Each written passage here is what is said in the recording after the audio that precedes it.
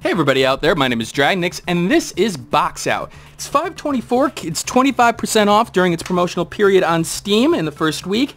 It is a box-based platformer that has some good elements and some bad. In particular, I see a developer that has potential for growing into something bigger and better.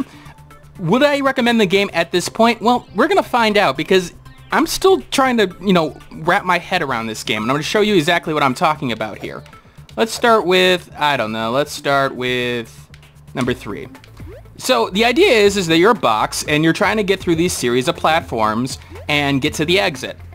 Now each level will have a couple of items to collect. So you see here that I have 3 items that I could collect. Once you collect them, you've got them for good, but they will be scattered around the level.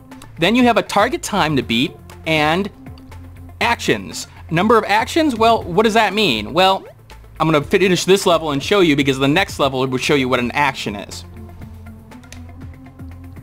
Alright, let me drop down. Oh, mine. Oh, how am I supposed to get by that? Oh, I've got this power now all of a sudden. Oh, I can turn in the metal and drop by it. One thing I like about the design of this game, and in particular, what games do nowadays incorrectly, is naturally introduce a player to mechanics in terms of design. It's very much the Mega Man X type of design in question. Now, people have talked to me about, well, the game's a lot more complicated now. That's the thing. You can still be complicated and still have actions in terms of, complicated actions while still being very specific to introducing a mechanic very easily. So here, it introduces this metal mechanic in a way where you have to use it. This next level, this water one. Okay, let me see if I can get it without using the water power. There's no actual way to do it. The only way is to use the water power, and it forces you to do it as you try to figure out what's going on. It's a very good way of teaching the player elements that naturally will help them. Notice the design in this level. Notice how it's teaching you that you can be very, very specific in terms of controlling your character, in terms of small movements with the water level. Again, very, very good in that design. Now, one thing that I'm still sort of questioning in terms of whether or not I like this, you'll notice the 3 trophy portions here at this point. Now, most of the time, you will want to collect the first 3, those 3 items in question, and you won't be able to beat the target time in question. In fact, let me go back there. Let me do that level over again. In fact, you'll have to go a completely different route in order to make the target time. I do like that. It does force replayability almost if you want to be like a hardcore collector, but I do see the draw of that. It can be a little bit annoying, especially when you have to do a level 3 or 4 times in order to complete it, and that can be just annoying from just a basic level of, I've done the same thing over and over again. Even though you haven't, you usually have a specific way of doing things in order to quickly get through a level. Sometimes they cross over with the actions portion, but sometimes they don't. I'm going to go to a different level here. I'm going to go to the Cliffhanger at this point, show you a different power. Now, one of the problems I've noticed, and I'm going to show it here, is some of the art elements and some of the collision detection. So you can see here, it would seem like I would die there. Now, that's purposeful based on what designs I see, but it leads to this weird element of, well, wait a minute, that's square almost, right? The fact that I'm really touching the spike. Now, if I touch the spike up here, I die. It can lead to weird situations with game learning where the user in question is like, I have no idea, it seems like the rules are inconsistent, which at times it can seemingly be. Okay, there we go. Up I go, up I go, up. I missed one of those, so you know what, I'm gonna try to get that one. I don't care about the time. There we go. And up I go, up to the exit. Simple enough. The game works well with a controller. There we go. This is the one I'm talking about. So, you see, notice here, if I were to just touch it on there, that's fine. If I try to do that, that's fine too. That's where it first sort of popped up to me in terms of like the spikes, because there's so little precision you needed. I touched that for the first time. It's something naturally that's going to happen to you. Now, that can be good design in terms of teaching the player that that can occur, but it also leaves this weird impression in terms of the art, in terms of this doesn't seem right compared to everything else. Like, why am I allowed to do this? There we go. Okay. Just don't bother at that point. Now, the game does pick up, because you'll probably notice that the game's platforming is simplistic. And while it takes some precision and the controls do a good job of it, it does feel a little bit underwhelming in terms of just some of the precision you need.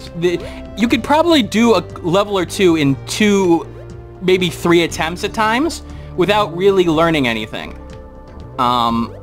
Which is, again, a little bit problematic in my eyes. It can get really boring rather quickly. Now, I know that the water I can't touch with this form, so...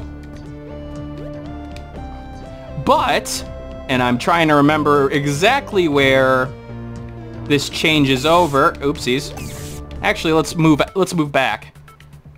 Is it beams and blades? Yeah. Once you get 2 powers going, that's where the game starts to pick up, because you'll have this combination of having to use the powers in different ways that is very well done, I think. I think this is where the game's strength lies, is that when it gets into the 2 power portion, you're having to react very quickly to the situation. You notice I accidentally changed there, and I died via the spike. So I gotta change to my B form here in order to get there, and then jump up and change to the X form. There's a level of precision that's there, and in particular with that precision comes an element of, you know, you still want a time-based attack mode. Okay, great. That does really reward being precise with every action that you perform, and also giving a feeling of, oh man, I did it. In that case, this game works pretty well. In fact, this game's design overall works pretty well. Now, where are my real complaints about it? Well, again, besides the 2-level ones, I do think that there's an issue regarding just content in question. Not to say that there isn't, you know, content here. There's about 120 levels, I think, from what I read on the Steam page. But you could probably complete this game maybe in a couple of hours from what I see. As I've gone through here and I've done, let's see, 12, 24, 36. I'm at around 40 at this point, and I'm about 45 minutes in, I want to say. The art style also is a little bit weird. Now, here's a portion that I want to point out. Oops. It would seem like I can't get by that. Now, again, the game forces me into this situation where, okay, in fact, that little gray part of the spike is actually passable through. And so, if I go through using my rocket here, if I can actually hit it with the precision I need, I can actually pass through it. Again, what the player learns from that is that maybe spikes aren't as bad, and so maybe if I just jump up here and... Hold on. Damn it. Let me see. Can I touch the spike? Yeah, so I can touch the spike. Now, it gives a bad impression in terms of aesthetic. What does that spike actually mean? Well, it doesn't mean anything, actually. The fact is you can hurt yourself, but not in terms of that one part of the spike. The pointed end, which is the sharp end, means nothing. So that's a little bit disappointing. Again, art does make a huge difference there. Making the art match the situation is important, and I think it fails in this element.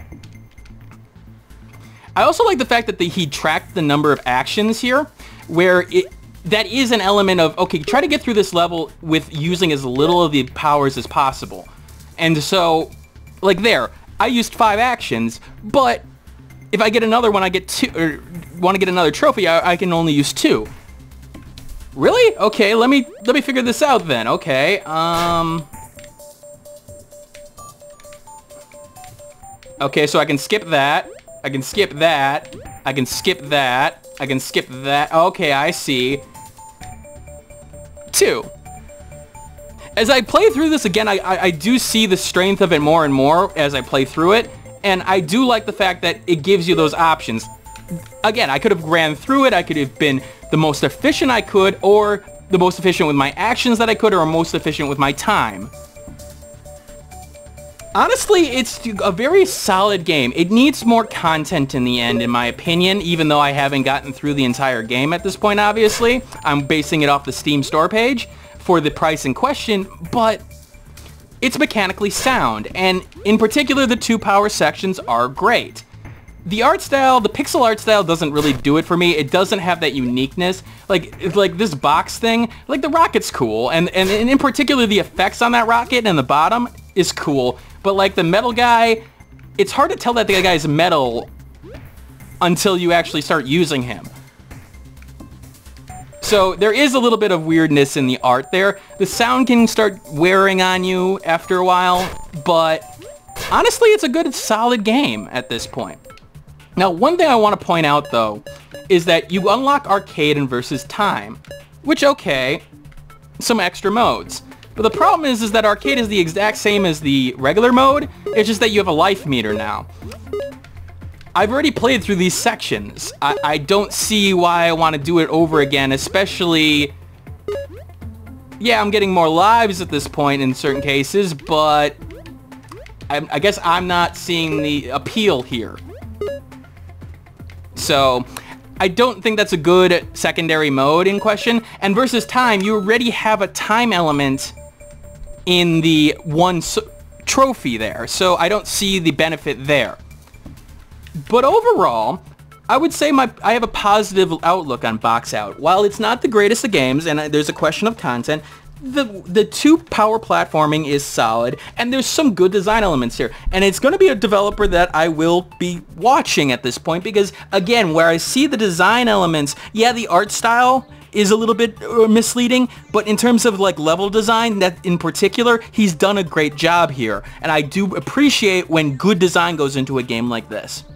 Alright, this is Dragnix signing out. I hope you guys get an idea of what Box Out is, and I will see you all later. Hey, thanks for watching. If you have a chance, leave some feedback and comments below. If you liked the video, hit that like button. And if you want more content like this, hit that subscribe button. This is Dragnix signing off, hoping that gaming brings as much fun to you as it does for me.